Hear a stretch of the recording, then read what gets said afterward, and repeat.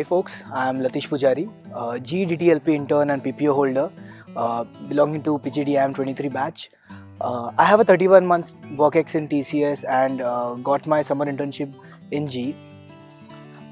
Coming down to my hobbies, I am a gymnast. I like working out, and I think that helped me a lot in getting my summer internship back then because that was where my entire interview was focused on. So while in G, I worked on two different projects. The first was more of a hands-on application development wherein I had to create a reporting application on the basis of the MRP reporting tool that was used by G. So I basically converted an ERP into a online live reporting tool. I think that was one of the most important deliverables of my project wherein I actually created some applications. And coming down to my second project, it was basically a managerial role wherein I was involved in implementing IoT on one of the important client for GE on some of the steam turbines. So coming down to both the applications, a lot of hands-on approach, a lot of business idea of the entire GE oil and gas department. So those were all. Coming down to the resources used, since I was in a leadership profile, didn't have much knowledge on what particular application or team I would be reporting to. I did some managerial preparations like learning Excel, advanced Excel, did some courses here in NITI as well on those. One important thing is you need to know how to set up meetings, how to take time from people. So a lot of hands-on on Outlook would be a lot of useful in that. During the internships, specific application learning through a lot of online websites. Didn't refer to any book as such, just one particular reference back to what MRP was, what operations, what role it plays in operations, and bill of materials and few other terms, key terms were referred by some of the books that we were being given here in NITI. So those were all the resources that are required. Other than that, had a wonderful team which supported me on various applications. So yes, internet is everything, I would say. So preparing PPT is basically very much company specific. It depends on what your company is looking for. For example, when you go into an Amazon, there's no concept of PPT as such. But when you come down to G, there's a concept of called as one slide PPT. So what you have to do is basically represent your entire project or projects into one single slide. So if you have worked on more than one, you need to compress your project into three key things. What were your deliverables? What did you learn? What were your mistakes? Some of the important things in this will determine how you have performed and what you have done in your internship.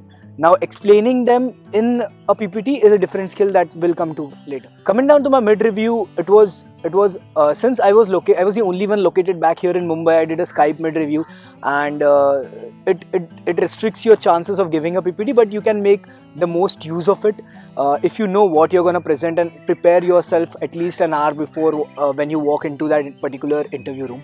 So my advice would be prepare yourself before you go into that mid-review, and you treat that mid-review as it is your final review, because if you take it lightly, it's going to reflect on your work. You don't have to do much work, you don't have to show that you have done much work before your mid-review, but as much as you have done, explain it elucidly. Make sure that you tell them what key learnings you had in your mid as well. Final review, the most important part of your entire internship, where you get to showcase what you have done, how well you have done, and what you have achieved in your project. The important and the most important thing is showing your business understanding of that particular company. That was a key question that was asked to me when I was in my final review. They want to know what work you have done and how it has emphasized on their business. That is the key thing that you need to tell in your final review. Nothing different as compared to your mid-review when it comes down to your PPT presentation, one slide PPT or two slides, whatever your company prefers. Again, tell them what you have learned, what you have delivered, what were your strengths, or what did you learn most about, and what were your weaknesses that you understood through this internship. But focus more about what was the entire business impact of your project.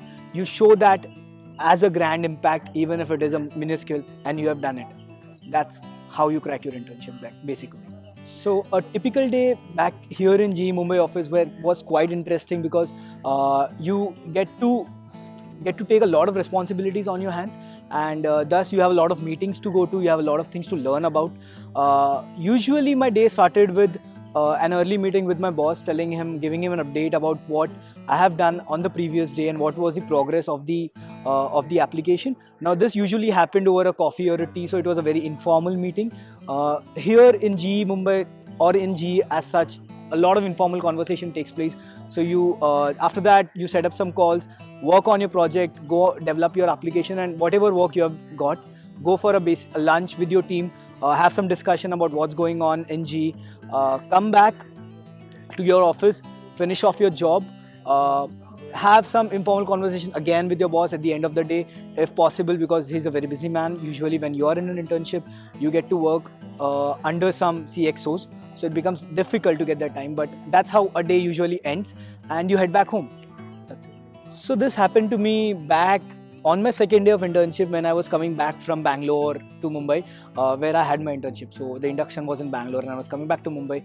At Bangalore airport, I was wearing this very t-shirt and walking on the airport, and suddenly a guy stops me.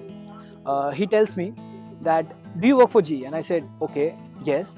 And he's like, "You guys are doing a fantabulous job on the aviation sector and this and that." And this is just a random guy. And he just tells me that I have been working on a plan to collaborate with G on certain aviation things. And that moment was when I was so proud of being a part of a company that leaves such a big footprint.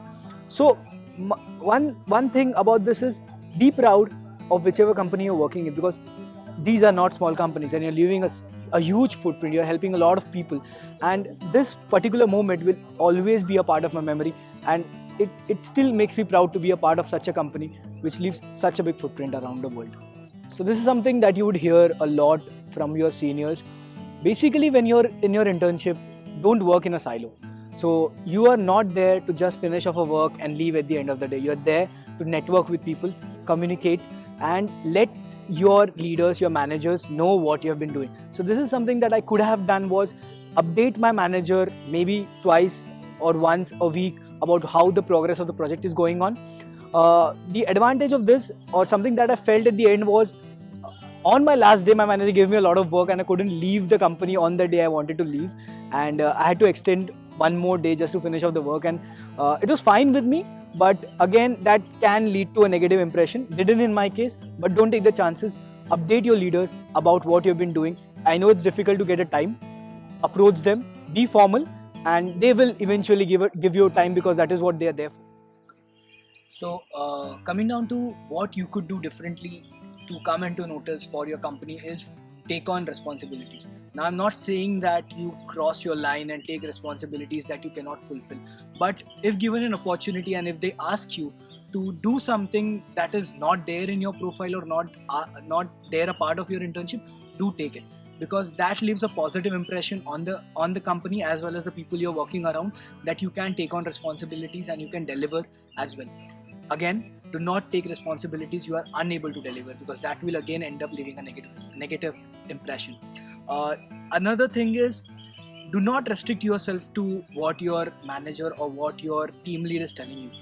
Cross your lines, go miles in order to finish up your job. So I'll give you this example. When I was back in GE, I had one particular work where I had to get an approval for the security aspect of my application. I cannot reveal what it was, but this required me to get a clearance from the entire world level security expert, which was a very big thing to get his time. And I managed to do that by, you can say, harassing him or putting him a lot of mails, a lot of requests, and that was noticed by my manager, and that was something that left a very positive impression on me, that I can get a work done no matter how far I have to go.